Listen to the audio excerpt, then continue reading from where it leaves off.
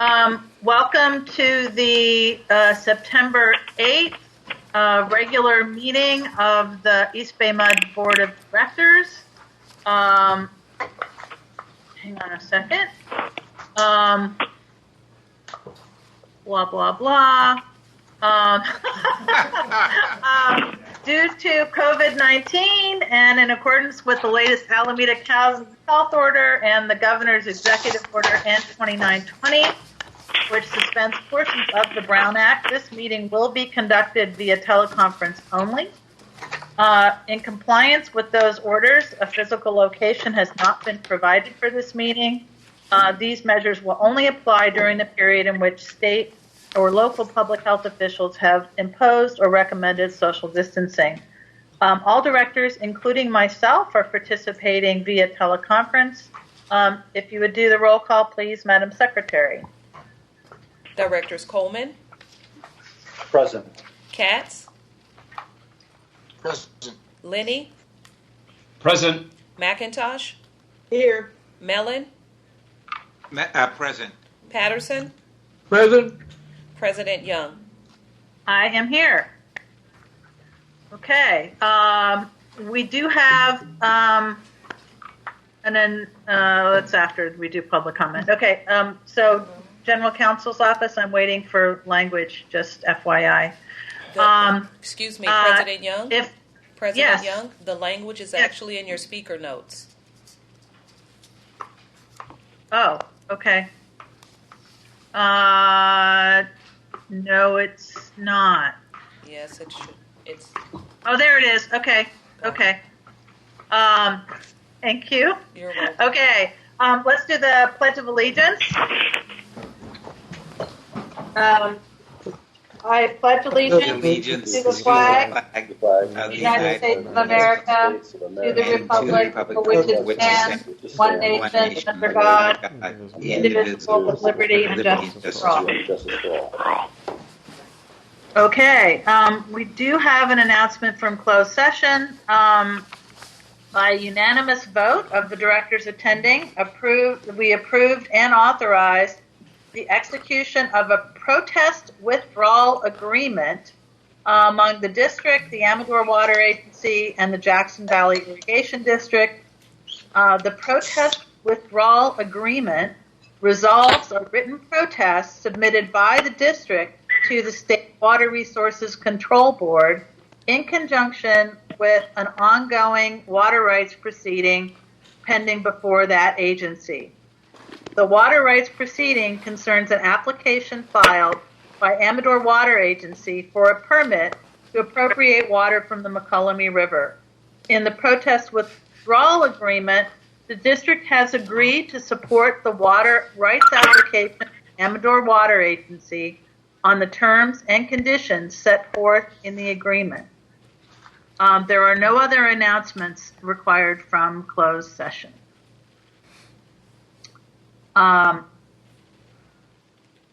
Because it was unanimous, I'm not required to report any other, the vote. All directors were present and all voted in favor of that. Correct. Okay. Moving on to public comment. If there are members of the public calling in who wish to speak on an agenda or a non-agenda item, the secretary will take your name. We'll call for names by alphabetical grouping, and we ask that when your alphabet group is called, that you state your name, affiliation, if applicable, and topic or agenda item. You will have 3 minutes to speak, but I do have discretion to amend that time based on the number of speakers. The secretary will let each speaker know when it is their turn to speak and when their time has concluded. If you are not speaking under public comment but are on the line, please either mute your phone to minimize background noise or consider following along the live stream audio on the EBMUD website.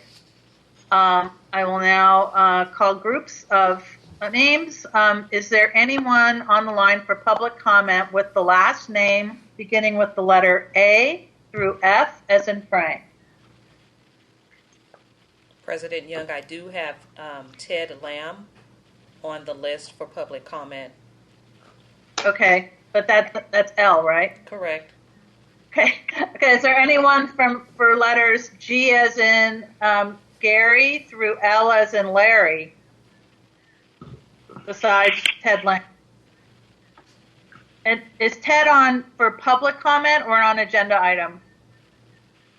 Agenda item 12. Okay. Thank you. Anybody else in G through L? How about M as in Mary through R as in Robert?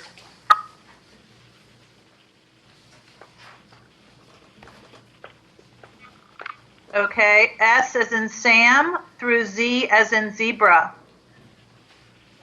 We have Joey Smith, and you're speaking on item 12. Okay. Are there anyone else who wishes to make public comment? Okay, so then I take it we have no one speaking under general public comment. Is that correct, Madam Secretary? Correct. Okay. We'll now move on to the consent calendar, and we have. I'm guessing that Director Mellon, you would like to pull item 11. If you would, please. Okay. I'll move 1 through 10. This is John. Okay.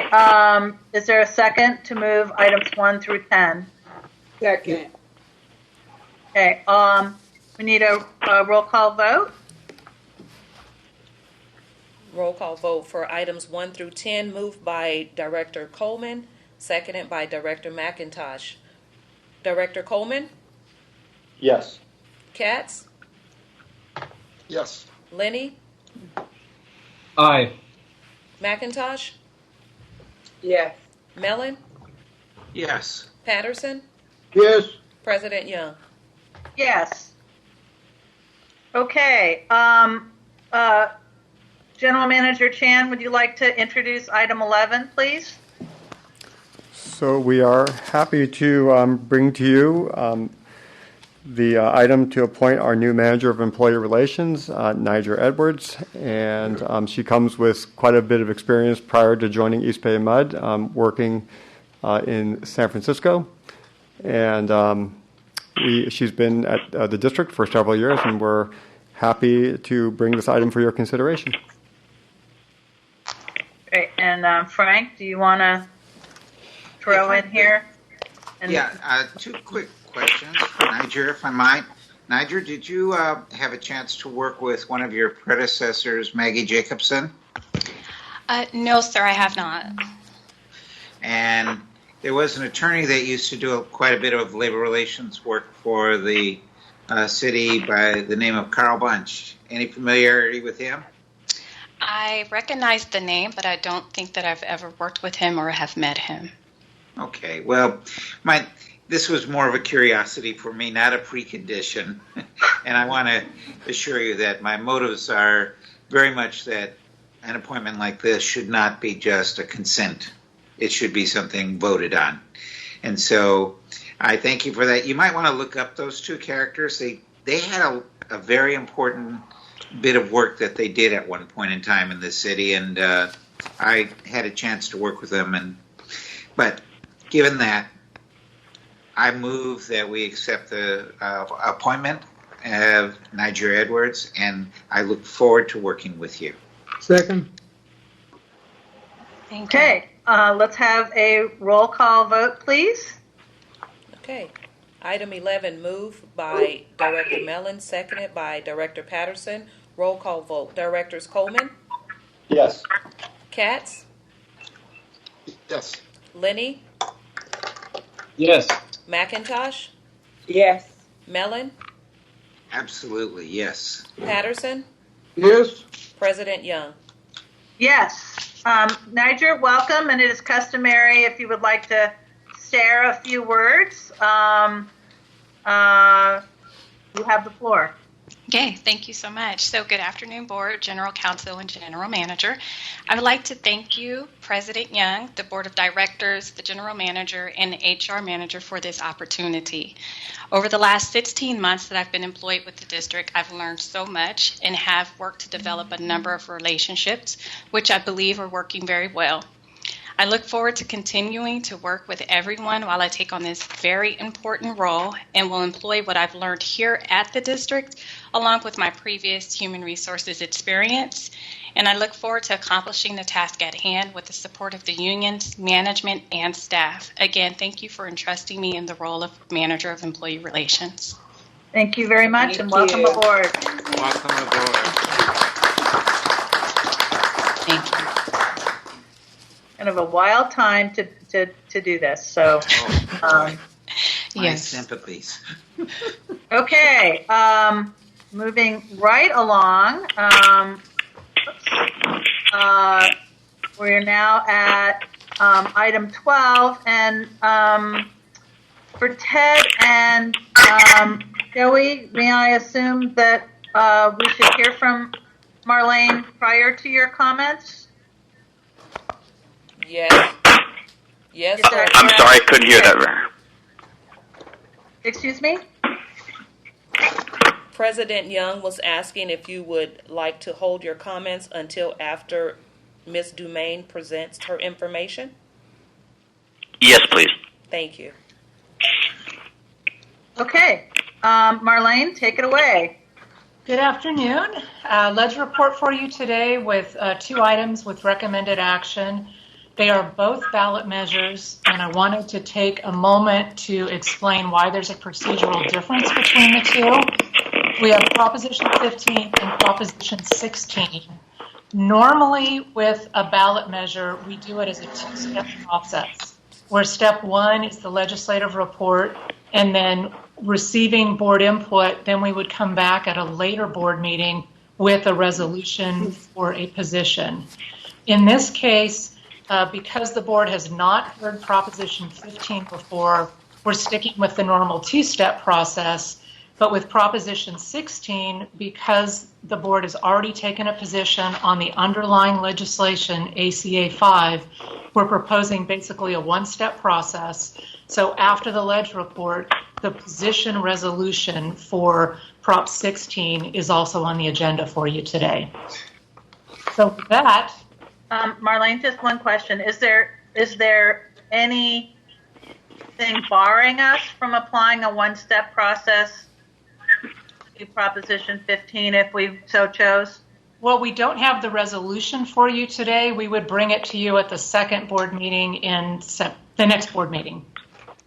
So that the resolution that expresses the position would not be formally adopted today. But we could take action. I'm hesitating because that's a technicality that I'm trying to look at Craig. Craig? Right. Well, right now, that is not on the agenda. Is to vote on is to accept a recommendation. I think that's how we have it agendized, not to adopt a position. But isn't it the same? I mean, Yes, but it's a matter of Brown Act and making sure that we have the right language. It's a two-step process. Craig, this is John. Let me ask this question regarding Prop 15, even though this is step one of a two-step thing. If the board were to take an action in support or opposing, whatever the case, or be in support of, that could allow Marlene to at least say, until we vote on the resolution at the next meeting, that EBMUD is in support of, correct? Yes. okay. There you go. All right. That's what I wanted to understand. Thank you, John. Okay. Okay. So Proposition 15 is what you may have heard referred to as the split roll initiative.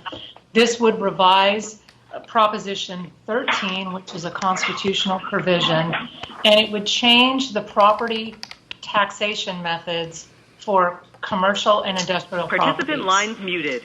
And what it would do is apply a market value approach to those properties that are valued above $3 million. It would also change the way business equipment is valued and taxed. Those equipment under $500,000 would not be subject to tax. So it's sort of a give and take type of approach. The legislative analyst at the state level indicates that there would be a net increase in local property tax revenue if this were to become law, to the tune of about $6.5 to $11.5 billion is their estimate range. It would not be an equal effect on all counties, and they also estimate that some counties, particularly rural counties, may see a net decrease in their property tax revenue. When we look at Alameda and Contra Costa counties, those are likely to have a net increase. Those revenues would then be allocated the way local property taxes are allocated today. So a portion would go to schools, cities, counties, and special districts, and the existing formula in state law would be used. East Bay MUD does receive local property tax revenue from both Alameda and Contra Costa counties. Last year, the total was around $46 million. We don't know what that increase would be, but we would expect to see an increase on that. One other thing I wanted to point out, normally we would attach the support opposition list for you to look at. In this case, we put a link because the lists are massive, and it would have been about 50 pages of supporters and opponents. So you'll see the support opposition arguments from the ballot statement are included in the write-up, and there is also categorically who the supporters and opponents are also in the ledger report for your consideration. Marguerite? Yeah. Hi.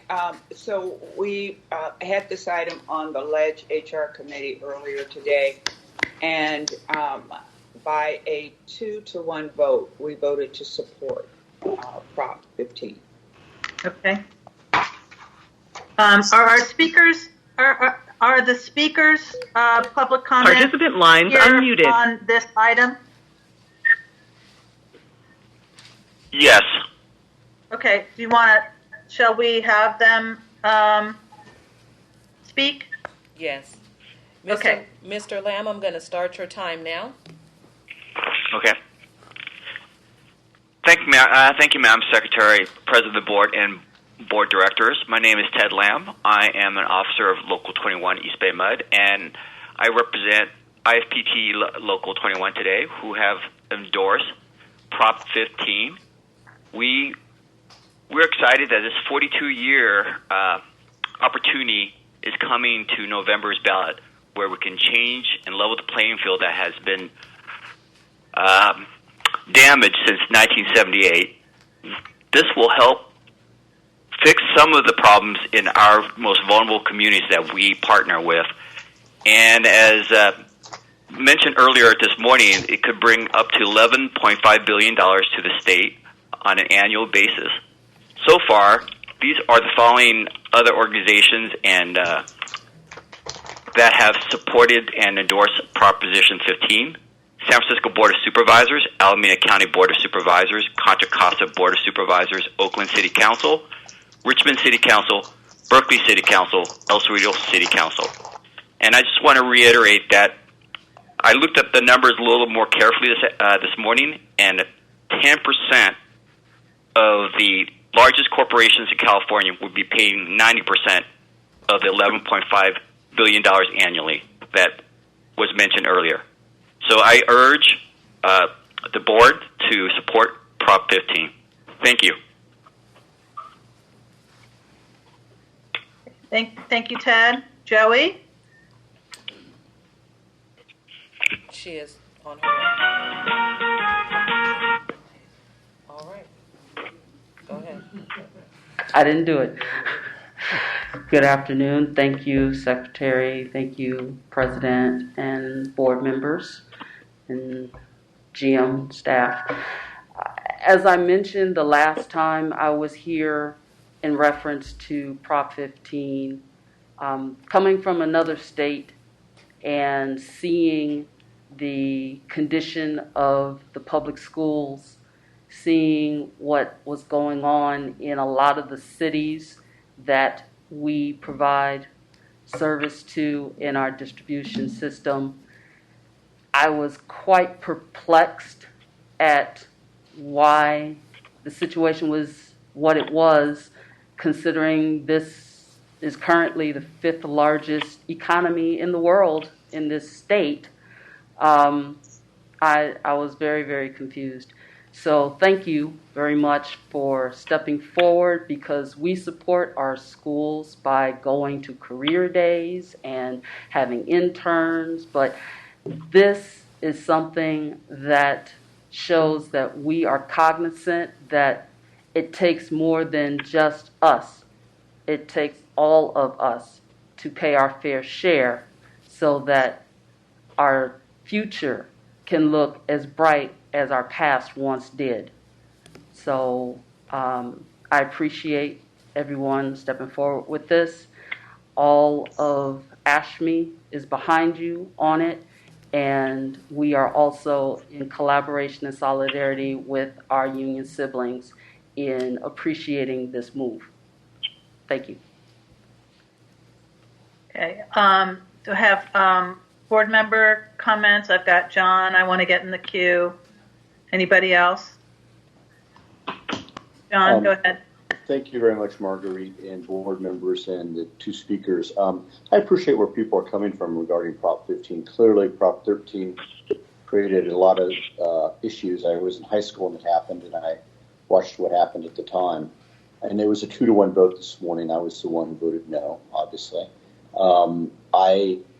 My concern is right now we're in a recession. And I deal with a lot of companies that are looking at relocating out of the state as a result of the economic climate that they're facing. And I don't know how many jobs may go with that. I don't know how much lost revenue we may have from water sales, depending on what the business is. You know, $500,000 on equipment is not much when you look at our orders. And I think 2 weeks ago we spent how many tens of millions on trucks, and $3 million for a corporation is not that much money. Granted, yes, bulk will be paid by a few. But again, my biggest concern is we're in a recession right now and what the factors may come into play. And we talked about rural counties. Well, 2 of our critical counties are Amador and Calaveras. And I can almost assure you that one of the 2, if not both, are going to fall in that category of losing property tax revenue because of their economic situation that they're in today. I guess I know it's going to pass, probably be a 6-to-1 vote, and I understand where people are coming from on the issue of equity. And I wish that people would pay as much as I did in property tax when I bought my home versus my neighbors who pay hardly anything since they've not sold their homes. But, you know, and people do, when property is exchanged and sold and companies change, their property tax evaluation changes also. So it's not as if there's property taxes haven't gone up. There's some of them, not all of them. And again, that's where I'm coming from, and I know it'll pass, and I understand why. So thank you for letting me explain. I'll just get in the queue just to say that this, I think, repairs a wrong that happened 42 years ago and failed to recognize that the largest corporations and businesses in the state do not sell their property. And they do not get reassessed. If they did, like everybody else did, maybe we'd have other problems with Proposition 13. At the same time, every public entity in the state is facing a hole of massive proportions due to the pandemic, and this could not come at a better time when there are no other easy revenue potentials on the boards. I just think this will help Oakland pay its, provide the customer assistance program that we want on the wastewater side. It will ease the burden for all of the cities and jurisdictions that we represent. And I hope the pain on rural counties is something that can be remedied. I don't know. It's kind of an unknown, Marlene, if I'm not mistaken, in terms of the revenue potential losses in rural counties. It's sort of a we don't know yet, right? It is. They're really not sure at all in terms of how anything's going to be valued. So all counties, it's an unknown. Yeah. Those are my comments. If there's anybody else with comments, otherwise we can. I think we need a motion and a second. I think you need to clarify, Marguerite, that this is so you can take action like you talked about before. This is right. We need. Well, I'll let the maker of the motion clarify that part of it. I'm not going to make the motion because I'm the president. I'm not supposed to do that. Oh, yes, you can. All right, I will. I'll move that we indicate our support for Proposition 15 and instruct staff to prepare a resolution of same for our next board meeting. Second that. Second. I'm listening to a board meeting. I think Doug said it first, so. Madam Secretary. Lines muted. Moved by President Young and seconded by Director Linney. Ready for the roll call vote. Directors Coleman? No. Katz? Yes. Linney? Yes. McIntosh? Yes. Mellon? Yes. Patterson?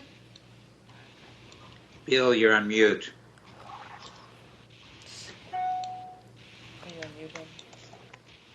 One moment. Yes. Okay, and President Young? Yes. Okay. Number 16. Yes, Prop 16. And as a reminder, this was put on the ballot by ACA 5, which passed out of the legislature a few months ago. And you as a board adopted a support position on ACA 5 in June. In short, what this proposition would do is repeal the constitutional provisions that were put in as a result of Prop 209 in 1996. What Prop 209 did was prohibited state and local governments from discriminating against or granting preferential treatment to individual or groups on the basis of sex, color, ethnicity, or national origin in the operations of public employment, education, or contracting. And a reminder, this would repeal those provisions. The East Bay MUD support position was based on it furthering the district's goals in achieving a diverse workforce composition and contracting, and also consistency with our values. The support opposition arguments from the ballot statement are included in the write-up, and the support opposition list is also attached to the legislative report. I would move the item. Marguerite? Yes, Lisa. At the Ledge HR committee this morning, we did vote unanimously to support Prop 16. Okay, thank you. I would move. Sounds like Director Patterson's trying to move the item. And I'm a second. Okay, and Lisa's seconding with both fists, it looks like. Yes. Or both thumbs. The bar is right over your face, so I can't see.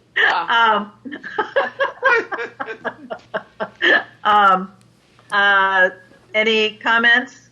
Here is what I say. It's about time. Yeah. Repairing a couple of wrongs here with this ballot, we hope. Risha, would you like to call the roll, please? Yes, and I would like to clarify that Marlene is still in her legislative update, and item 13 is to adopt the resolution supporting Prop 16. Oh, so okay. Right. So okay. Well, can we, let's take item 13 out of order, and then we'll go back to 12 and finish up. How's that? That sounds great. Okay, so roll call vote on item 13 to adopt a resolution supporting Proposition 16 allows diversity as a factor in public employment, education, and contracting decisions. Roll call vote. Directors Coleman, Yes. Katz, Yes. Lenny, Yes. McIntosh, Yes. Mellon, Yes. Patterson, Yes. President Young. Yes. Thank you. Okay. Yay. Back to item 12. Okay, quick update for you. And we will have more on what happened at the state level when we get past the signing deadline. So that first board meeting in October is when we'll come to you with the full end of session download. They're still getting the systems updated, but some highlights for you. Even though it didn't feel like it, there were fewer bills this year. If you compare it to last year, 1,219 bills made it to the governor's desk. This year, 480. Wow. Pretty crazy. Yeah. The end of session did not disappoint in terms of craziness. This whole year has just been not normal at all. And they had a lot of issues on that last night. So it was sort of a mixed bag on what got done and what didn't. I think we're going to see quite a few issues come back next year. What we're expecting to see back: housing, police reform and social equity issues, plastics. The plastics pollution did not make it through, any sort of stimulus or infrastructure package, and wildfire. Those all were addressed to varying degrees, some not at all. They will be back. Marlene, quick question. Yes. Are they going to have a special session? I've read that there may be a special session dealing with housing and another issue. Nothing has been announced. Okay. So they did. It was interesting. At the end of session, they were really going to the Constitution to figure out, okay, we have this midnight deadline. What doesn't it apply to be able to take some votes past midnight? And anything that had to deal with calling an election or providing a tax levy or that had an urgency clause, they could go past midnight. So they actually didn't adjourn until about 1:30. And there was a lot of last minute toing and froing about whether or not to put some emergency clauses in bills to get them to extend that deadline. So it was a clear indication that folks don't want to do a special session because it's an election year and folks are busy. The entire assembly's got a campaign in COVID world. So the governor has not, he's been non-committal on that. Thank you. You're welcome. On executive orders in the write-up for that you have before you, we had indicated there have been 4.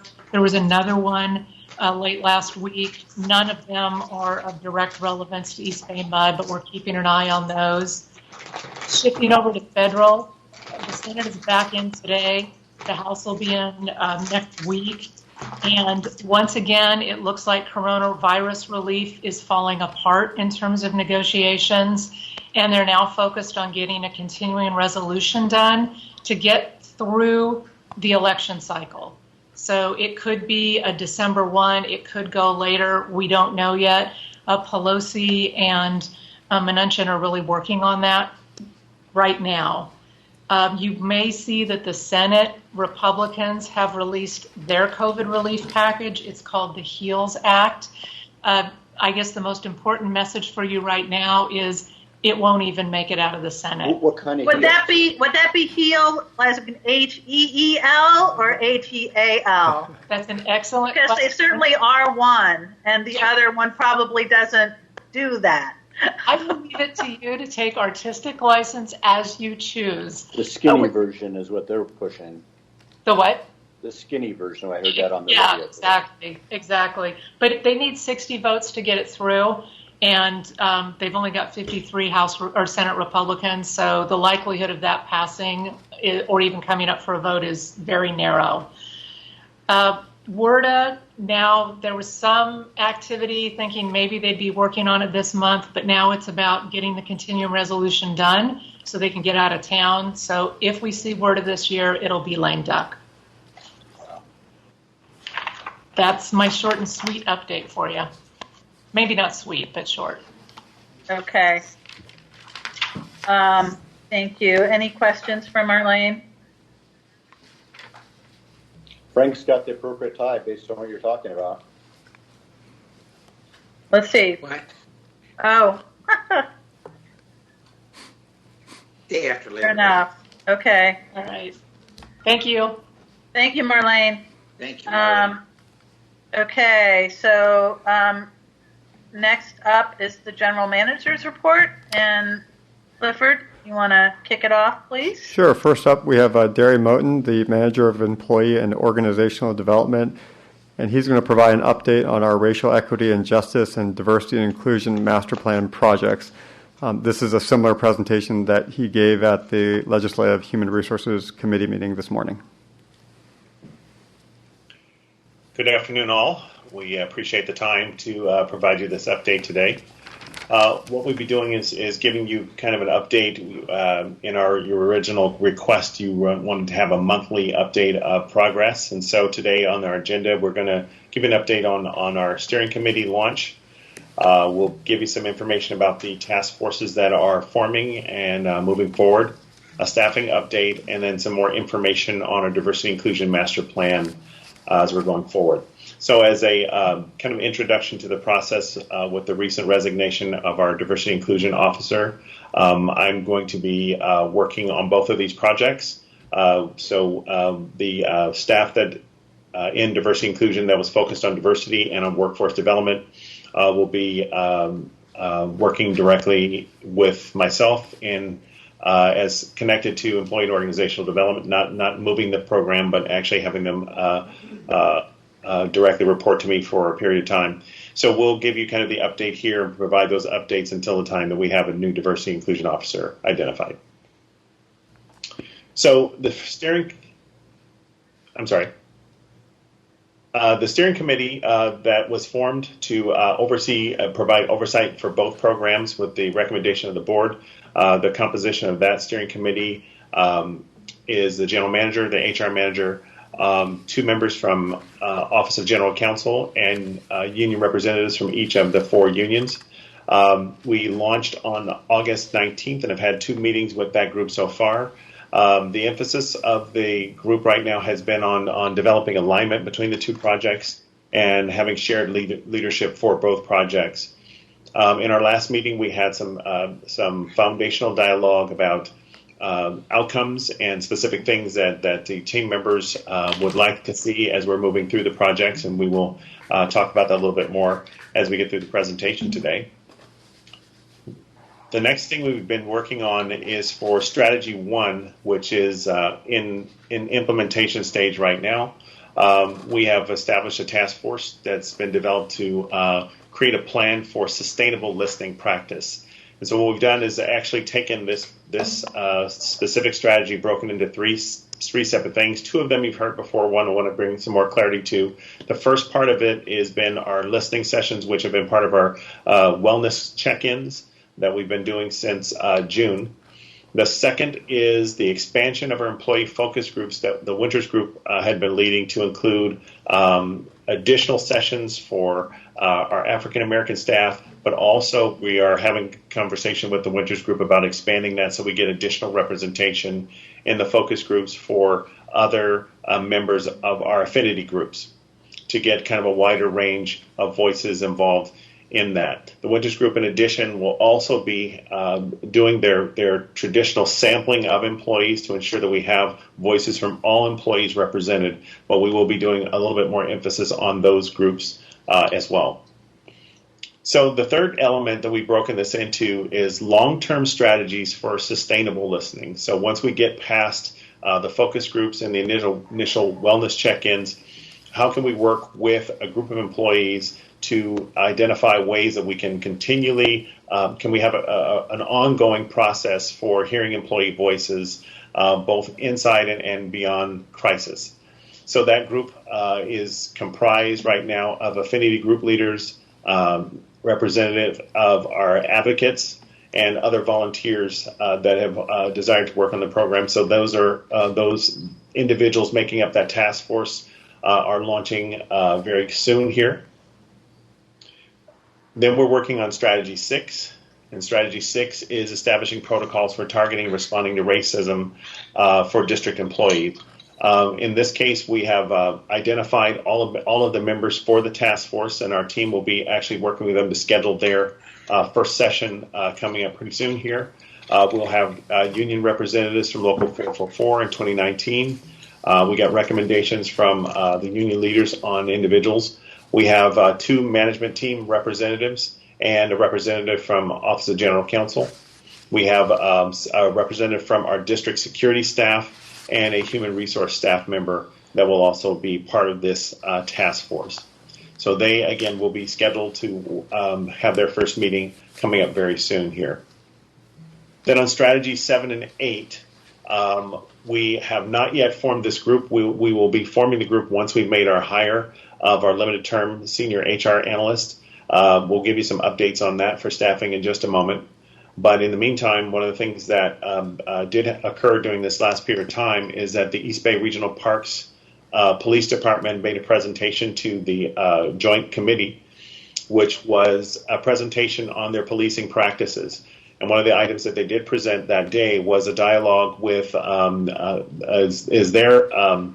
their own approach toward implementation of police reforms, as was identified for them by the Secretary of State, the California Attorney General.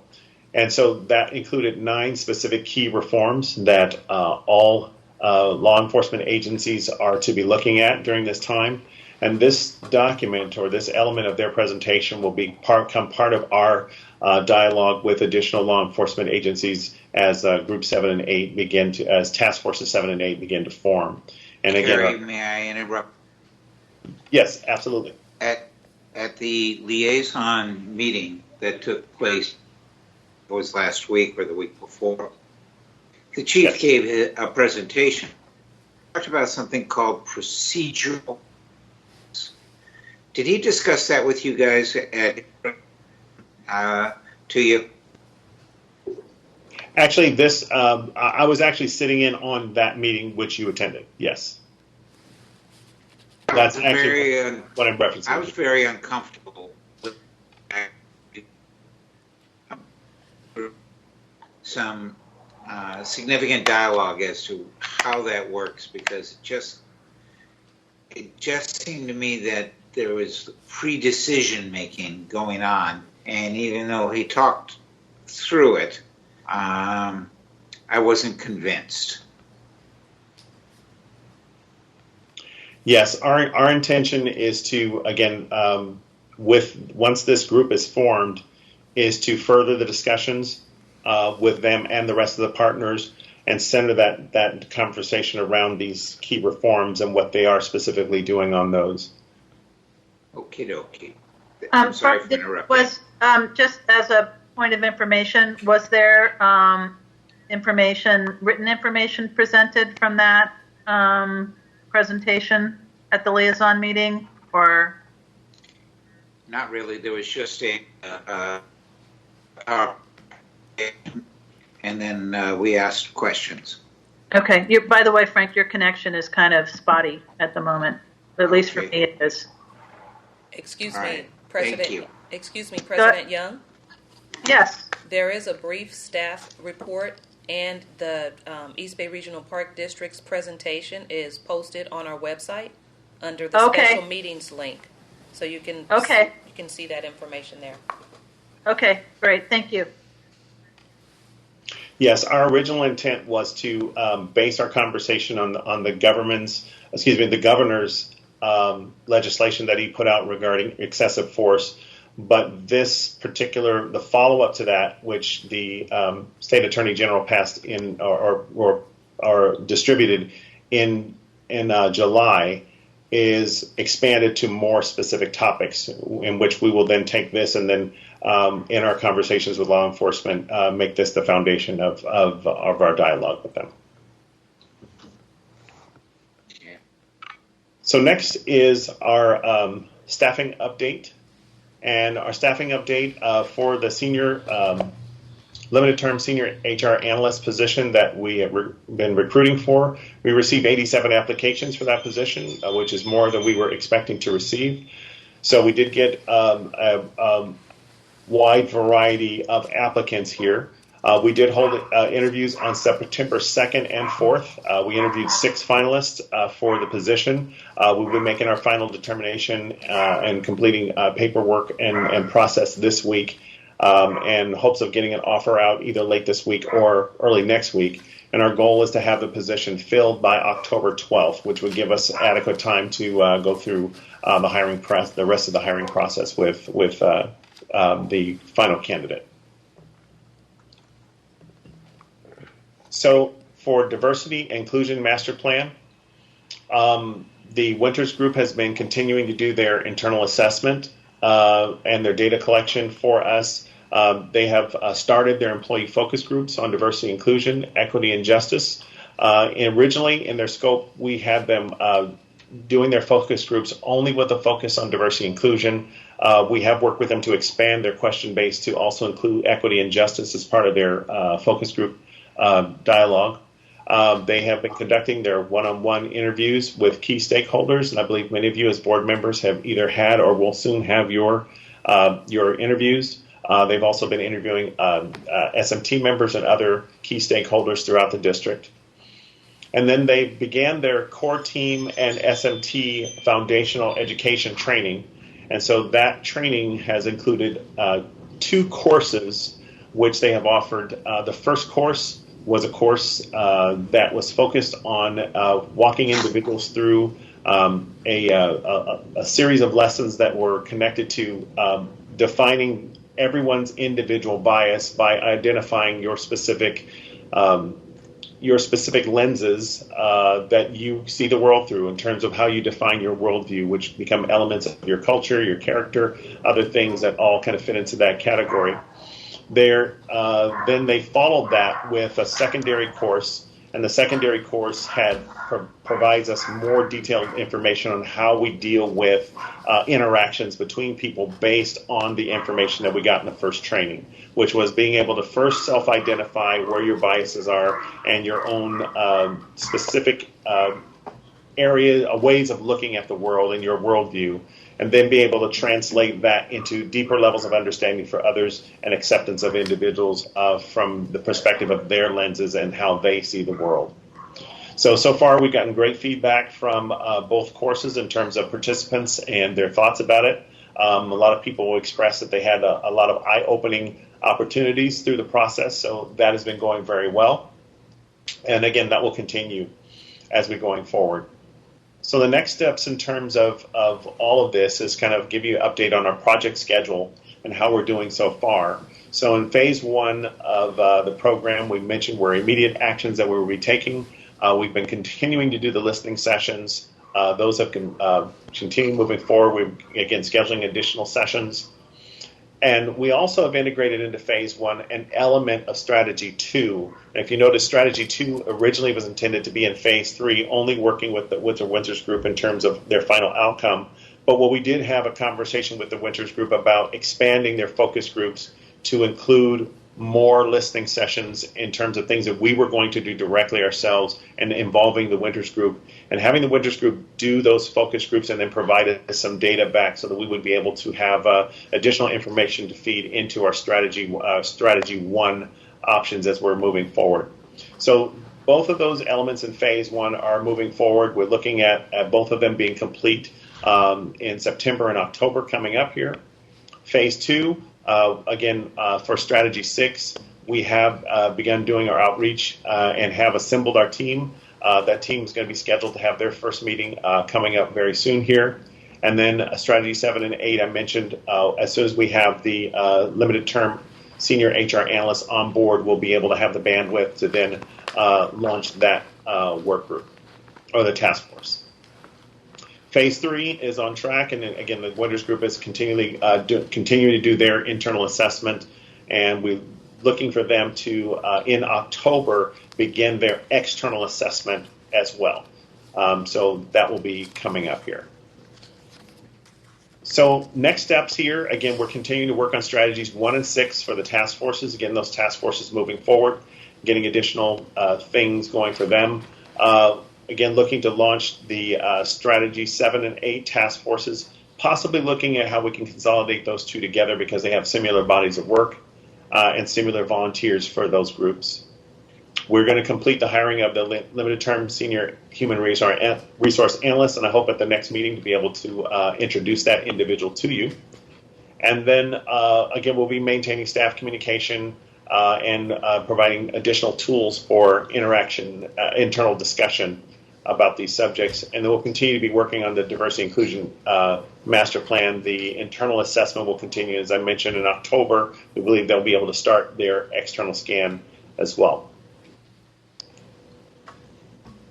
So one of the things that we mentioned last time at our last meeting last month was we wanted to have the board consider what types of specific outcomes would the board envision from the combination of the racial equity and justice and the diversity inclusion master plan.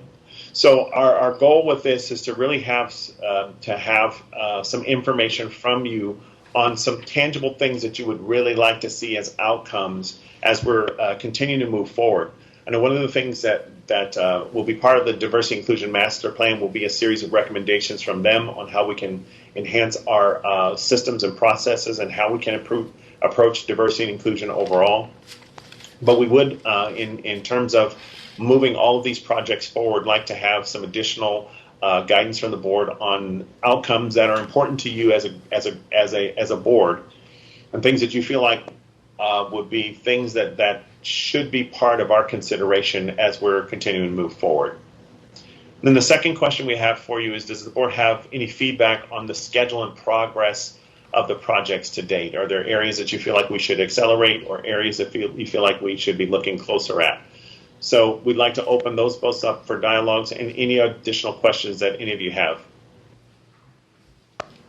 Why don't we start with questions from the presentation and then go to the questions that you're asking for feedback from. And then Clifford, is there anything that you want to add? I mean, clearly the change in staffing in this department is pretty significant. And Derry, I'm kind of curious from you as to whether you feel like you need more support in this interim to move this along, because it's putting a lot.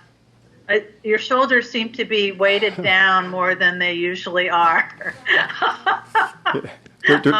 At least that's how I know. That's how I'd feel if I was in your shoes. So Derry, maybe Director McIntosh earlier this morning had asked about the resource needs for Derry. Derry, why don't you respond to that first? Yes. Right now, as we're standing, we are still in assessment phase in terms of what the Winters Group will make recommendations on. So at this point, I think we are with a combination of Maria Robinson, who we hired as a consultant, as project manager to support the project, and with the addition of the senior HR analyst, I think at this time, in terms of getting to that point where we get the recommendations, we will be fine in terms of being able to manage what we're moving forward with right now. So I believe we're in good shape right now. Once the recommendations are made, I think then at that point would be the opportunity to really take a look and address, number one, what those recommendations are, and number two, I think the question about, again, how we are working in terms of organizationally dealing with diversity and inclusion overall will be a major factor in part of their recommendations.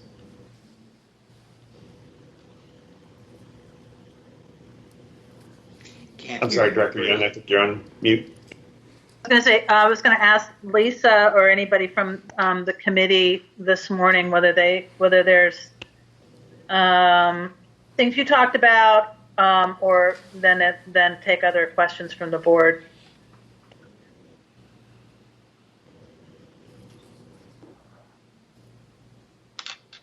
This morning, I think collectively, the three of us found that the current track was sufficient. I did ask, as you just did, Marguerite, if Derry had all of the resources that he needed to get both of these tracks, these projects, moving forward sufficiently. And his response was yes for now. But I urged him to please come forward in the future if he needs any more support from the board, because this is something that we really feel strongly about. But I do want to, while I have the floor, to just reiterate specific outcomes, Derry. You know, I just want to see a level playing field throughout the district. I want to see it in hires. I want to see it with our current employees. I want the playing field to just be level. And I don't think that's asking too much, quite frankly. I think it's a big ask, given the history of the district. But I think it's absolutely possible, and I think we're on the right track. Thank you. Is he Director Katz had a question? Go ahead, Andy. Thanks. Just a quick second. So I wanted to thank you for the presentation. I wanted to share just a couple comments about the East Bay Regional Parks District presentation and discussion. I certainly would welcome other views of what they had to say from Director Mellon. My impression, particularly their self-described culture of integrating equity into their delivery of policing services and their integration of the Attorney General's 9 measures, which are identical to the 8 can't wait, but plus restrictions on the use of canines. Those all were very impressive that they have taken action to adjust their policing practices. I'm open to further review from the task force if there's additional methods or measures of equity that need to be investigated.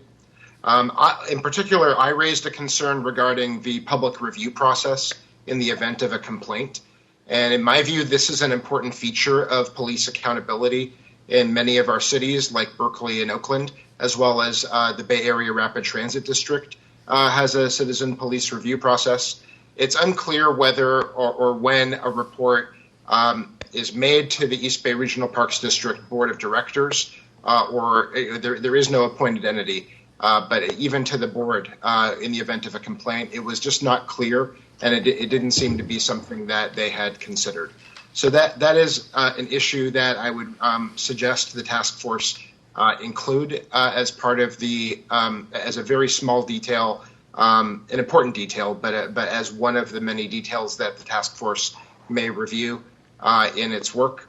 And I would suggest that we should continue to use the liaison committee to further recommendations that come from the task force to the full board.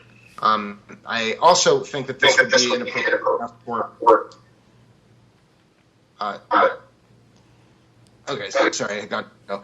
I also think that this would be an appropriate task force to evaluate our relationships and the same nature of work with the Amador and Calaveras counties to review our policing contracts and equity and justice expectations with those contracts. Thank you. And then Andy, as long as you're on, do you have other specific outcomes related to the questions that Derry had? If it's all right, I'd like to hold comment until the end, and we'll be brief. Okay. Anyone?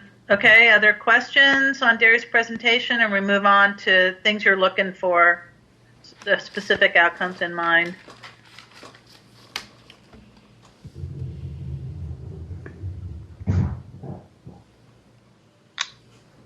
John? Sure, I'll go. I'd like to echo a lot of what Lisa said. I really think what we need to do is make the playing field level for everybody. And as I told the Winters group, it's racism is systemic in our society. It's not as bad here as it is in other places, but that doesn't mean it's right or good.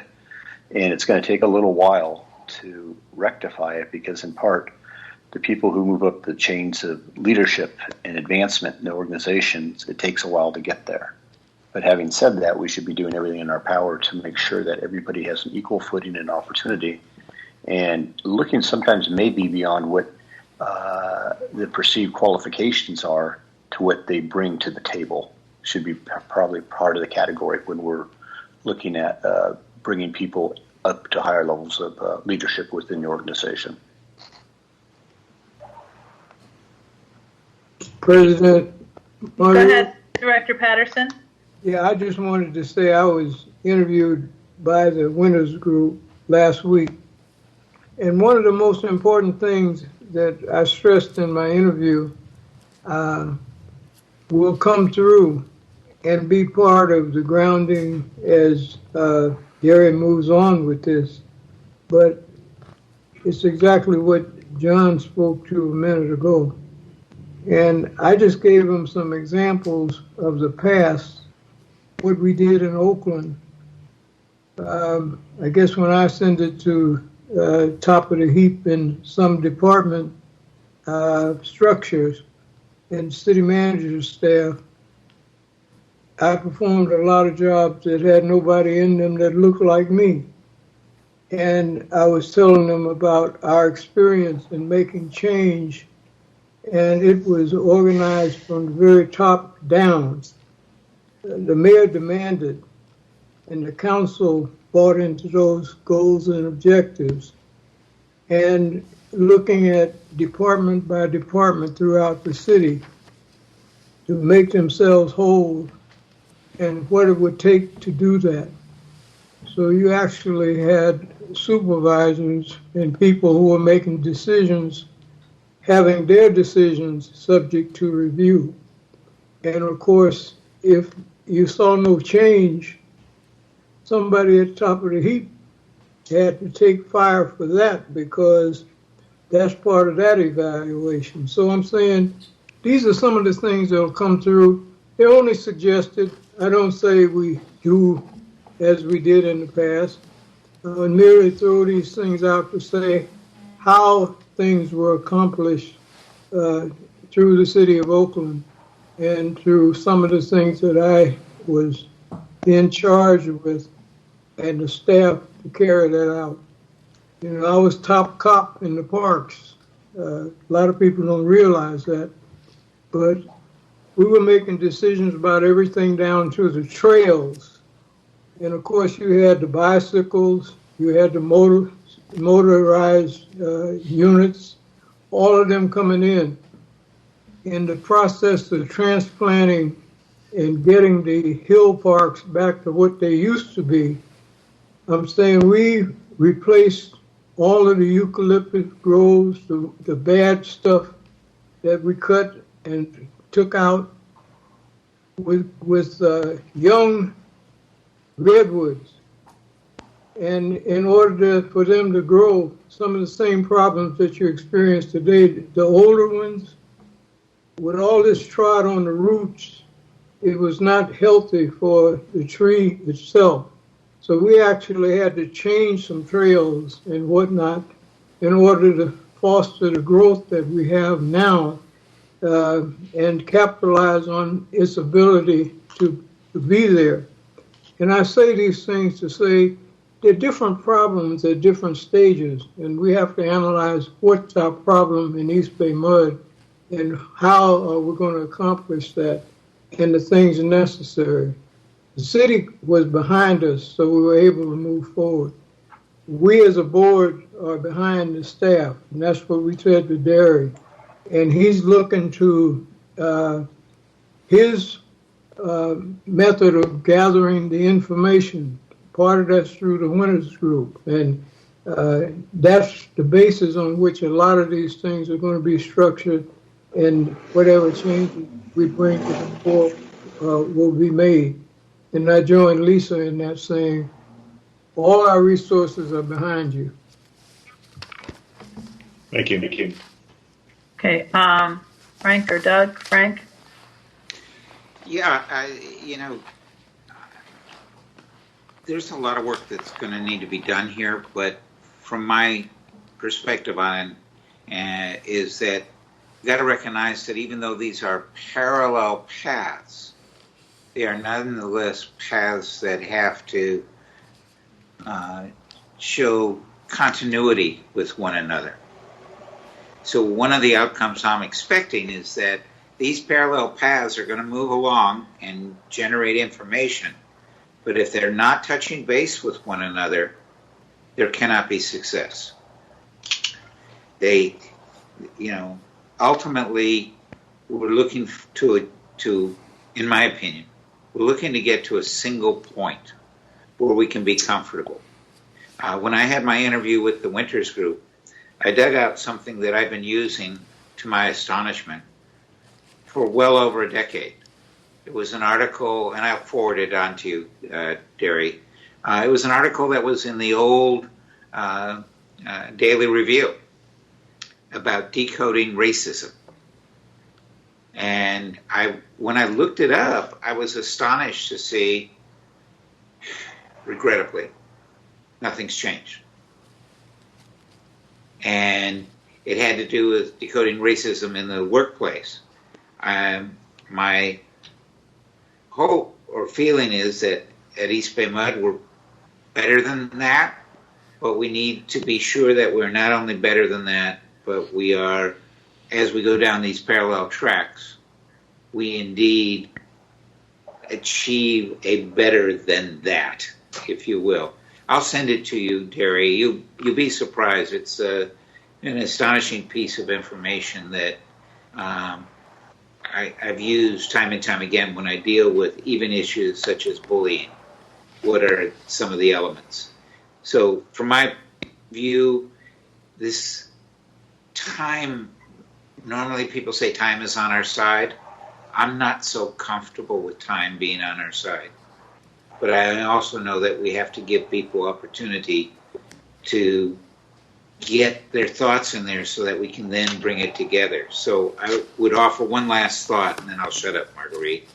I'll offer one last thought, that recognizing that you will need time to get to some of these spots, but if the job has been done well, the path to conclusion will be really quite rapid. It's just you have to be able to pay attention to when that magic point is being reached on each one of those tracks. Thank you, Marguerite. Oh, thank you. Marguerite, can I ask Derry a question? Yeah, go for it, Lisa. And then also I got, I think, Doug in the queue. Yeah, go ahead. Derry, with regards to the Winters Group, I'm not clear, other than the board, who they are interviewing. Because I know Mark Carradine is interested in being interviewed. And I think it's kind of important because he represents labor, and he's not getting any response. So can you sort of clear that up for us? Who's being interviewed? And yeah. Yeah, I actually have a transition meeting scheduled with them tomorrow, and I'll be able to provide more detail after I meet with them. But as I understand it right now, that their one-on-one meetings for stakeholders were to be with board members, with senior management team members, with management team members, and then there was a select group of other individuals that they were interviewing, and I'm not sure exactly how the rest of that list was derived. Because I think it's yellow, red flags. Yeah, Go ahead, Lisa. I think it's important that is expanded. I don't understand how you cannot interview rank and file and leadership of rank and file. It just makes no sense to me. Yeah.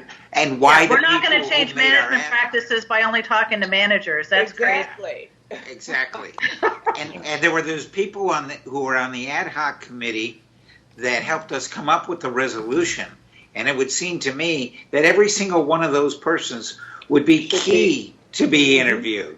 Right. Well, and also a person off the street. I mean, I just think it should be a clear, almost random, selection as well. That's pretty comprehensive. I mean, yeah. If we're going to get to the bottom of this, we've got to be all inclusive. Yeah. Now, parts of their parts of their process is the one-on interviews, and then the focus groups as well. And the focus groups are their secondary portion of this element. And again, what we will do is we will in our follow-up conversation with them tomorrow, we'll bring that up specifically and get some additional information for you in terms of what their selection process was in identifying who all to interview. Right, and they're not finished with their interviews, right? Correct. Yeah, I think they need to be doing at least one for one of if they've done for managers and board members, that it should be at least that number with union and rank and file members across field, all the key departments. It's just got to be. Absolutely. It needs to be collaborative, and what I'm hearing is not collaborative. And I know some people don't like that word, but in this case, it needs to be. Thank you for asking that question, Lisa. Doug,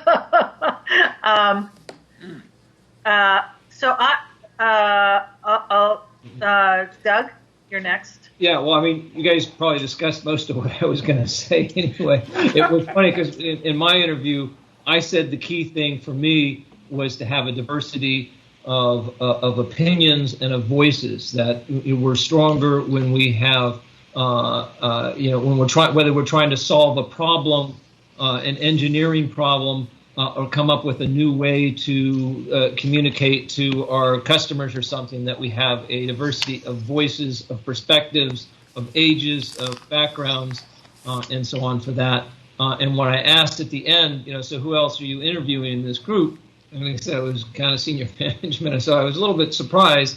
But I kind of figured we'd cover the rest in other parts of the process. But I would say still that's kind of one of my focus. I feel like there's a lot more I need to listen to than I need to say, and I don't have time or ability to talk to all of our employees to get the diversity of opinions, and that's what I'm looking for from this team and this exercise, is to be able to get that, and for everyone to feel like they have a voice and that they're being heard, and they're not too low on the totem pole or too new to the organization to not have that voice in saying this is what they would like to see in the workplace.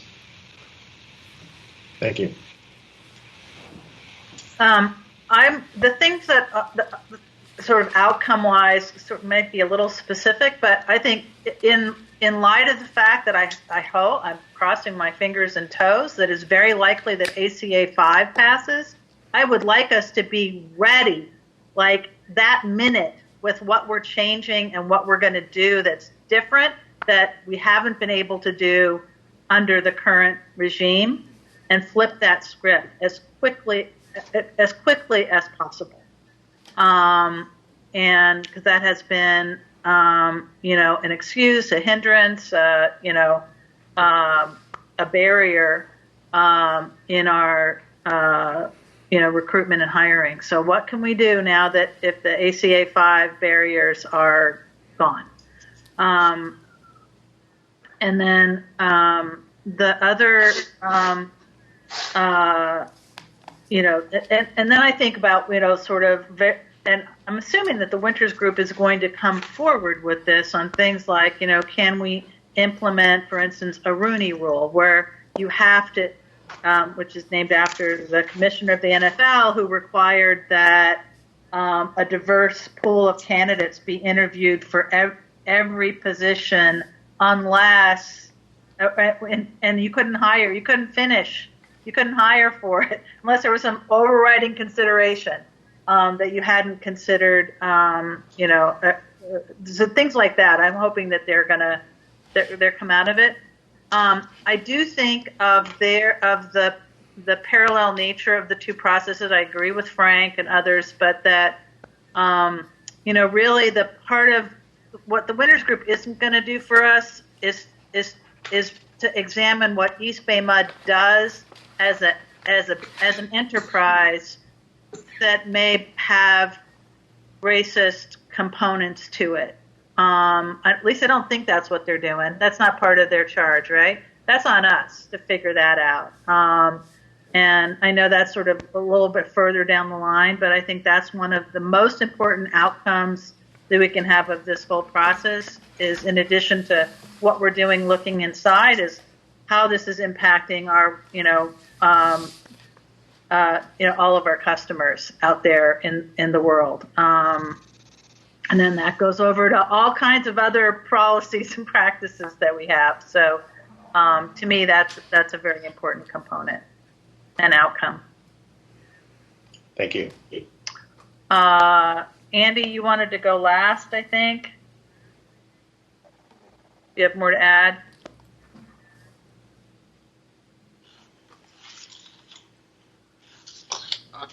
Thank you. I agree that this should be an inclusive process, and I favor additional interviews, even if it does take additional time to move forward and additional expense. I think those additional interviews that other board members referred to is worthwhile. I also am interested in the possibility of a survey tool of staff. And I think I would defer to the outcome of the interviews to understand if a survey would be of assistance based on the feedback that comes through the surveys and the task forces that currently exist. Okay, thank you.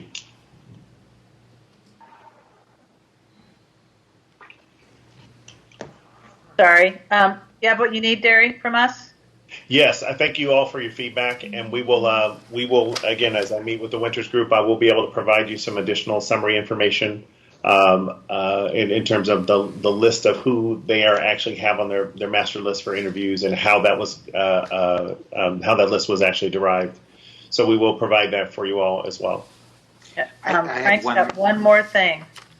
I make it short. Derry, do you have enough technology assistance, since you can't be meeting in large groups and you're having to use Zoom and Teams and whatnot? Are you getting enough of that to help the process? Yeah, our team has been doing really well in terms of scheduling that. Again, what we will be doing is activating two of the individuals that are currently working as part of the workforce development side of diversity inclusion. So again, my assistant's been working extremely hard, doing a great job about keeping things in order and working directly with Maria Robinson, the consultant. So the team has been doing very well so far. And as I said, I think we'll continue to kind of move forward, and we definitely will let you know if it looks like we're having any challenge with resources or technology. Thank you for the diligence and just really strong focus on moving this forward. It's very appreciated. Please send that on to the team. Absolutely. Okay. Thank you, Derry. Clifford, yep. What's up next? Yeah, I think coronavirus update or something like It that. is, yeah. But first, thank you for all the feedback on that last item. So next up, David Briggs, Manager of Water Operations, is going to give our coronavirus update.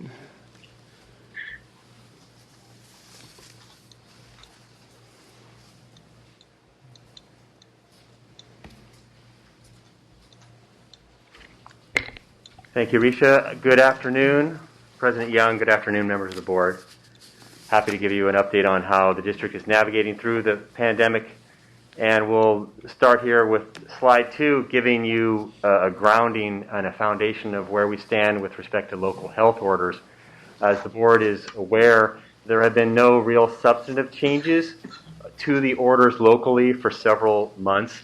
The district is, by and large, operating, finding a way to get all of our work done, albeit in some new ways, but there haven't been any new restrictions put in place.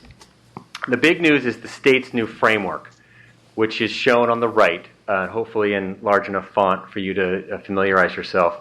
The state's new framework is tier-based. It's color-coded, and jumping and moving and progressing from one tier to the next tier is based on two metrics that are largely infection rate or transmission rate related, and they are the two metrics which are independent. Both need to be satisfied. The new case rate, the new cases per 100,000 people, and the positivity rate on tests for COVID-19. So most of the state of California, when this was introduced by the governor on August 31st, most of the state was in the top tier in the widespread purple category. That included Alameda and Contra Costa County. San Francisco and Napa, as well as Calaveras, were in the red, tier 2, one tier down and substantial.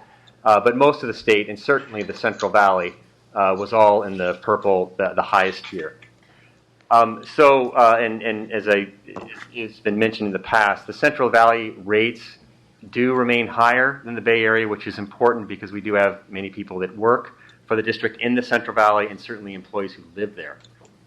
So the latest data for Alameda County and Contra Costa County, we've already met the positivity rate. It's low enough in Alameda and Contra Costa County to progress to the second tier, substantial, but we're still waiting for the new case rate to trend below 7. The latest data that I've seen, which just came out today, has us just above 7 in Alameda County, a little higher in Contra Costa County. But if this trend continues, we could, as a county, progress to the lower tier. Now, one of the new things that the state introduced is a bit of a waiting period. All this data is 7-day average, and it includes, to progress from one tier to the next, you need to be at that level for 14 days. So it's effectively 21 days you need to have these improving numbers. And that was done largely because prior systems that the state utilized allowed local counties and local jurisdictions to bounce between various categories. It was creating a lot of confusion, probably doing more harm than good. So there's a lot of inertia built into this new system, so things are going to move slower, and that's probably a good thing. So if we do see the trends continue, and I'm fully aware that we just got out of a holiday weekend, so we need to see what the next 2 weeks are going to have in store for us. But if the trends continue, we could be progressing into these better tiers in certainly our Bay Area counties. And that will lead to additional opening of various businesses, and there's a whole complicated prescriptive schedule for doing this. But by and large, as the numbers improve, certainly businesses will be able to operate in a more free manner. Now, a lot of the discretion with this new system is reserved at the state level, much less at the county level, but there is one very important distinction, and that's the schools. There are statewide restrictions for school reopening, certain full school reopening, but some discretion is offered at the county level of the local health officer under a waiver system where some schools could actually open early or earlier. However, a big footnote on that is that based on the larger school districts, certainly those large unified school districts that are in our service area that have kids on both sides of the digital divide, based on a variety of factors, even though it would have profound effect on the district employees, I don't think we're going to see school openings here for the next few months, possibly not until the first of the year, certainly for the big school districts, even though you may see Alameda and Contra Costa County progressing lower in these tiers. Local testing is still frustrating. If you think about it, if we could test every person every day and get a result back in a few hours, we could probably, at least in theory, snuff out the virus in a few weeks. That's not going to happen. We don't have that kind of testing ability. I don't even think there's a plan to have that kind of testing ability. But priority testing locally is still priority based. If you're an essential worker and you're symptomatic, you can get to the front of the line. If you're not in that category, you could be waiting a while, and you could be waiting a week or even longer for your results. So slide 3, we wanted to share this data with you because it's very helpful in gauging the impact on the pandemic is having on the district and certainly district employees. So what we're showing here is 10 or 11 pay periods and the average daily hours that employees are taking as leave for COVID-related reasons and not at the district making their normal contribution. So if you look at the past few months and eyeball it a little bit, you can see that roughly 20, 25 hours or so every day somebody's not at work for a COVID-related reason. So this is either they have COVID, they have symptoms consistent with COVID, they're waiting for a test, they're at home taking care of somebody else who has COVID-19, or they are dealing with a child who is unable to attend school because of the pandemic. All of those reasons are reasons why employees are not making contributions and coming to work, and we really want to understand this data. So if you look at this, you can see, give or take, 20, 25 hours or so every day. That's essentially 2 or 3 FTEs. For perspective, the number of employees who are not at work today for vacation or jury duty or some other type of illness, or they are on fatigue paid leave because they worked all night on a main break, is probably 10 times this number. So as we've said many times, so far, the pandemic is not a direct impact on district operations. This is an employee issue. This is an impact on employees. And looking and having this data now allows us to tease it apart, find out who these people are, what their situation is, what their work environment is. And it's not about looking back and giving you impressive, colorful graphics. It's about looking forward and what kind of programs the district can set up to best support the needs of employees in their individual situations. And this data allows us to do that. So let's... Dave, President Young may have a question. Oh, I'm sorry. President Young, go ahead.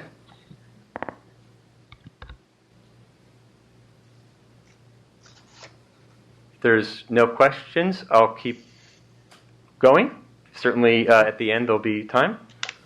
So we can look a little bit closer at these numbers behind the blue bars and see what's going on here. So 98 employees, so that's 5% of the workforce, have used 80 hours of their fully paid federal leave. So this is the leave that is covered under the federal law and also effectively backstopped from a compensation standpoint by the district for those directly impacted by the virus.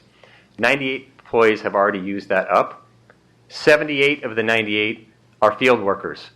This is mostly Local 444, but there's certainly a few people that are members of 2019 that need to work in the field every day. But most of these are 444 employees with few options to telecommute. Of those 98, 31, since they have progressed past the 80-hour limit, they're already utilizing, that should say Family and Medical Leave Act, FMLA, emergency family FMLA that's provided under the federal law. They've already progressed into using that amount of leave, which is up to 10 weeks of partially paid leave. So this really gives you an indication of who is really getting to desperate measures in terms of trying to manage their way through on their personal lives. No employee has used district-provided quarantine leave. That's probably a good thing.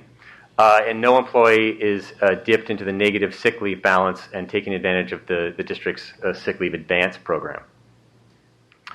So now that we know more, certainly we can't predict what's going to happen next to great degree, but we know where we stand right now and who is frankly under the most stress.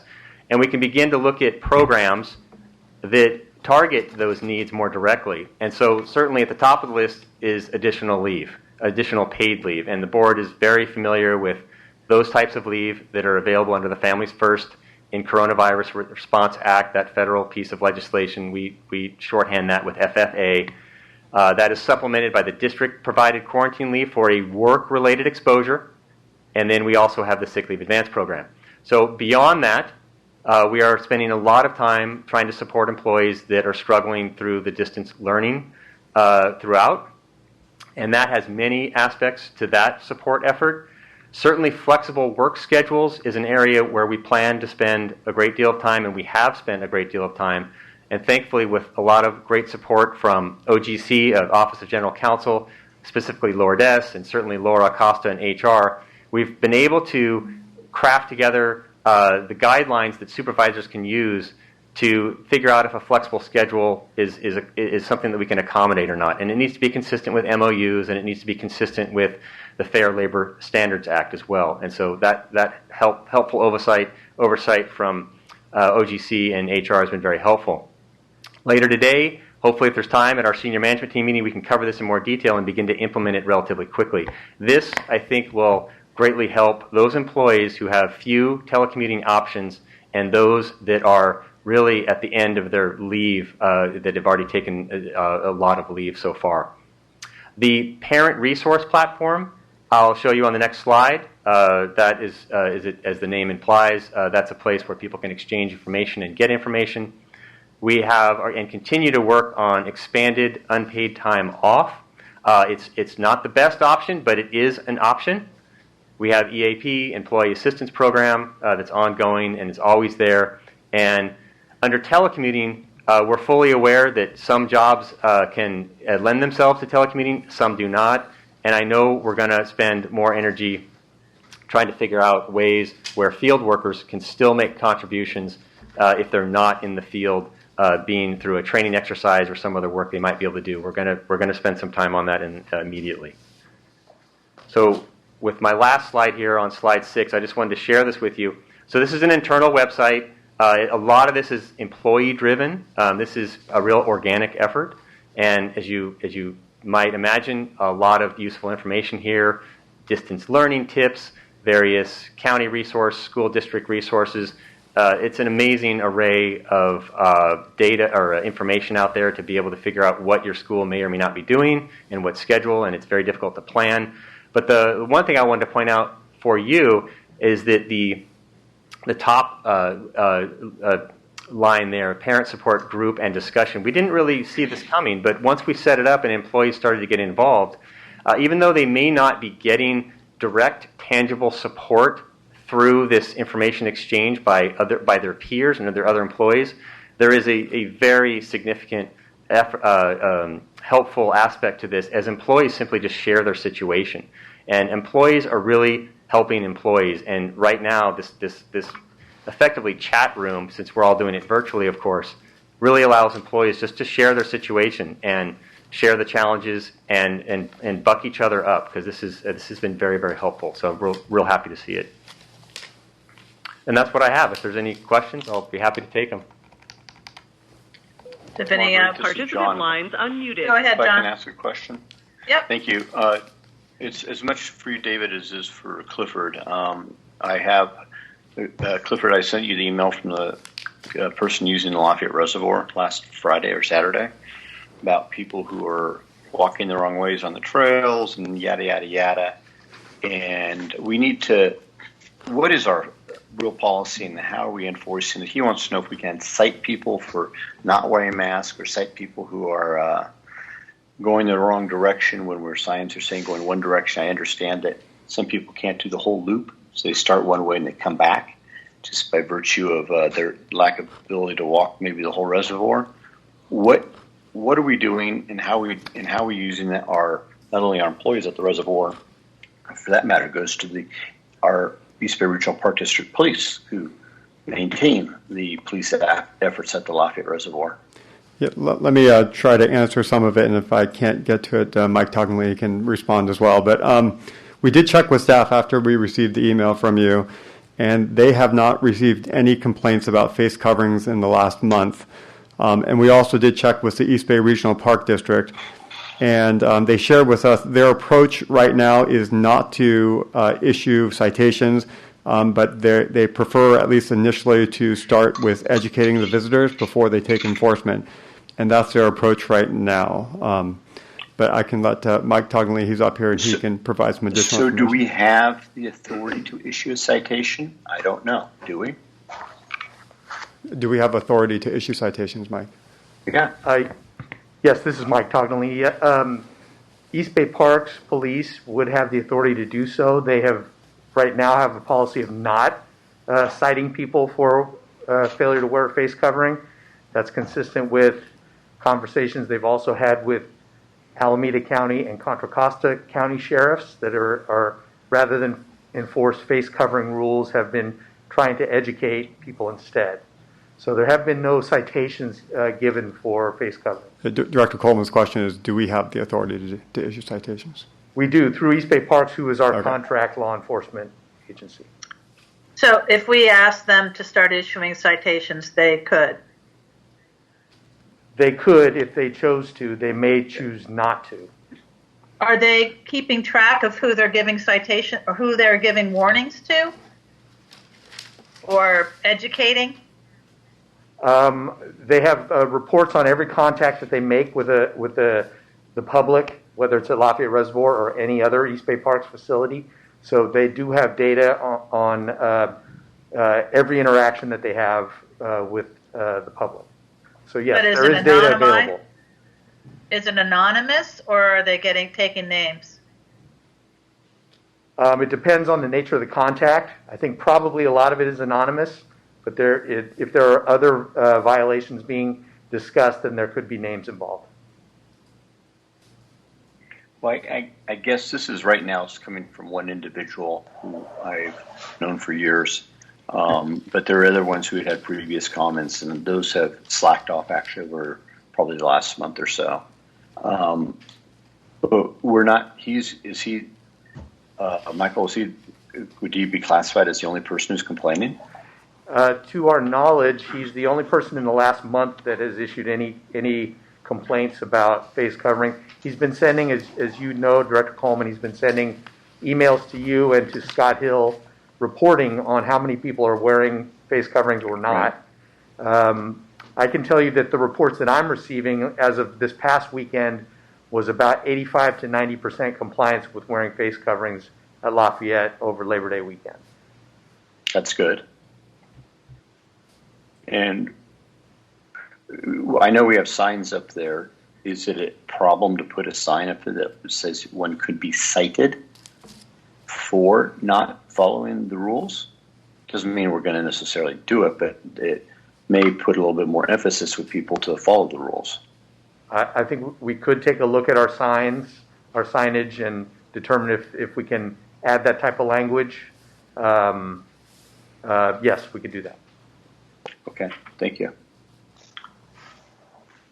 Okay, other Lafayette Reservoir or non-Lafayette Reservoir coronavirus-related questions? Okay, I have one request. I'm happy to hear about the flexible schedule guidelines and other things that you're putting into place. Would be great if we can get some metrics on that, or more objective report about how it's being deployed, and especially the difference between field staff and folks who are able to telecommute. We can provide that additional information at the next board meeting. Okay. Anybody else? No.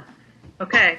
Next item. Last item included in your packet is a monthly report, and I can answer any questions you may have. Any questions for Clifford on the monthly report?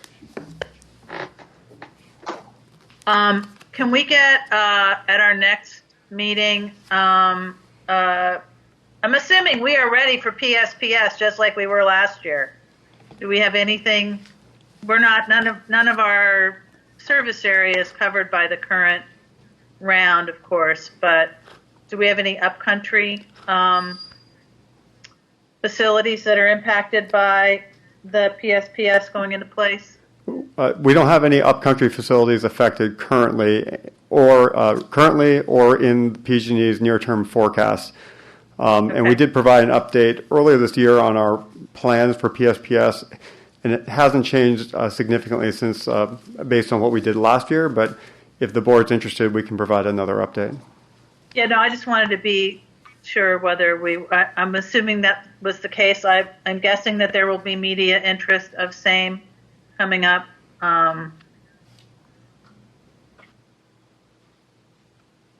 Okay.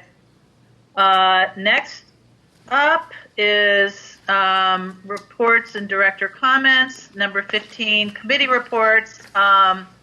Minutes from the August 11th. Boy, that seems like a long time ago. Ledge HR committee meetings were included in the packets. Next up, we have a report from the Planning Committee. Director Linney. Yes, the Planning Committee. Earlier this so this, morning. yes, seems like a long time ago, but it's not, in fact, I think I've thrown out my notes already.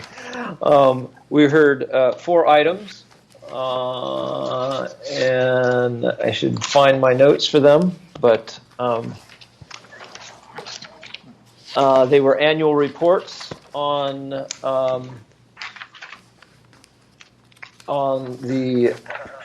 water quality, water quality, dam safety. Dam safety, you bet. Dam safety. And, it was a damn good report. Damn it anyway. Things are degrading quickly. Okay, hurry up, Doug. Water quality, Doug. We had a water quality report, and I can't find my notes. I'm sorry. If you have them in front of you, Frank, I'll be happy to hear your version there. The water quality report was interesting because of the backflow device issue and wells, and how much our staff is discovering is a lot more wells issues. And so we now have a person whose job it is to track down wells and make sure they're not tapping into our water supply. Then we had regulatory compliance. You remember that one, Doug? Yes. It was a good report. Yeah. And then the annual readiness from Julie, and as Lisa already said, the damn good report on dams. And it actually was a really good report. Sorry, Doug, I have my notes sitting right here. That's okay. It's okay. It's later in the day. It's virtual meeting fatigue setting in. I dare say. It does happen. Okay, our other committee was the Ledge HR committee, which we sort of tracked along the way with today's meeting. So I don't know if there's more to add from Ledge HR. Lisa ran it, so she covered it. There is no more to add. Okay, excellent. And then if there are other items for future consideration, number 16, please submit those to the general manager. And now we can move on to item 17, director comments. Any directors have information that they would like to share publicly? Andy. President Young, one other committee report was from the East Bay Regional Parks Liaison Committee. We did discuss the report from their police department, which I remarked about earlier in this meeting. We also had a very substantial presentation from both staffs about coronavirus preparedness and outreach, which I think some of which we touched on with Director Coleman's comments about safety in the open space, but we reviewed that in much greater depth in that meeting. We also discussed wildfire safety, a very important issue of concern right now. Thank you. UMRA didn't meet over in between our last meeting and this, no? We generally don't take the JPA reports in this meeting, but I think we probably should. Wouldn't be a bad idea to add that. They did meet. I'm trying to remember when it was. It was I guess in the last month, and it was part of. I don't have my notes in front of me either, like Doug doesn't. So it was part of the reports that we received, I believe, at the last board meeting. Right. I think you're right. But Clifford, I would request that we include short verbal reports on those JPA meetings and liaison committee meetings. Not all of them, not CSAC and all of that, but or CSDA, but the Freeport, UMRA, East Bay Regional Park Liaison, and DERWA. Okay. Okay. So any other director comments? I have two. Okay. Go for it, Bill. Yeah, I was just really thrilled with the East Bay MUD completes $49 million in community infrastructure projects. That press release, it really struck a chord because it talks to all the things that we were discussing in budget on our way to here. And seeing all these things out there in the community in action helps the people who we represent see what we're doing with our budget. I just want to call attention to that one and to talk about the Upper McCullum River Watershed Authority marking its 20th year in existence. Those two I wanted just to highlight to say these are some of the positive visual actions that are going on within the district that I think affect all of the people across the board, even those outside of the physical district, but on our watershed lands and all the things that are going on. So I just wanted to make mention of that. Great, thank you, Bill, which actually makes me think of two things I wanted to bring up. One is to recognize the, in spite of our recent problems in the estuary with our sewage overflow, we did also put out our annual Bay edition in the East Bay Express, which, you know, trumpets our award or partnership with all of the agencies and the stewardship we're taking there, which leads into this month of action that all of us are being asked to participate in to help with a cleanup effort through the Clifford, do you have the details on that for people? I know I'm signed up to do a thing and I got to get out and do it. But we're all being asked to participate in coastal cleanup, which I know Frank does every year. But, yeah, it's a little different this year. I'm signed up as well, and Eileen's up here. She can give you all the details. Yeah, so what we want to do is we want to follow the Centers for Disease Control guidelines. And so unlike past years where it's been great, we've had almost 200 district employees, retirees, and family members. This year we're kind of following the lead with East Bay Regional Parks, where we're asking people to do it themselves or with their small group, you know, their own family, the people that they already socialize with. Go out and do it, and then they can post pictures, and we can put it on social media. So we still want to do our part. I know I'm going to do it with my own family. I'm not doing it. I'm going to miss doing it with the entire East Bay MUD community, but we still want to encourage people. There's lots of garbage and stuff out there. I think there's more than ever, and so we still want to encourage everyone. And on that note, we have T-shirts for each of the board members. And then Upcountry don't they have an organized event? Upcountry has something organized too, but once again, it's all taken a different twist this year because of the shelter in place. We don't want it to become a disease spreader, so we're all doing it virtually, but we're dedicating the month of September to it, and we are asking people. We've got a lot of people signed up, and they're just going to do it with their own families or the people that they normally socialize with. And the T-shirts will be delivered to you. We have them for each of the board members. And that's compliments of UDA. Thank you. Certainly. Director Mellon. I'm not going to be able to do that so much because I've got the cataract surgery scheduled for the 21st. And they, Kaiser has got me on a pretty interesting routine. I've got to be increasingly social distancing myself from a lot of things, which I'm not looking forward to. But the 17th, I actually get my COVID test. And from the 17th until the 21st, I am quarantined. And then after that, I can slowly ease myself out. So I will be participating in the board meeting, but I may sign in a little late. Okay. And then I got my test time changed, so I will be able to participate for the full retirement board meeting.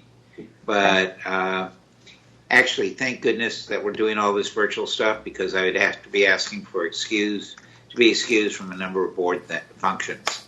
But I'm looking forward to being able to see without blurry vision. Yeah. Well, that's a big deal. It is.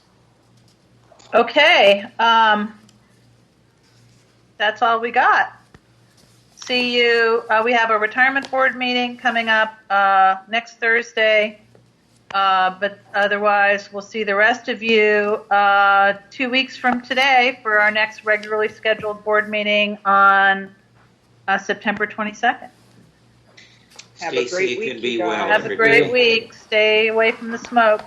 Bye. Bye.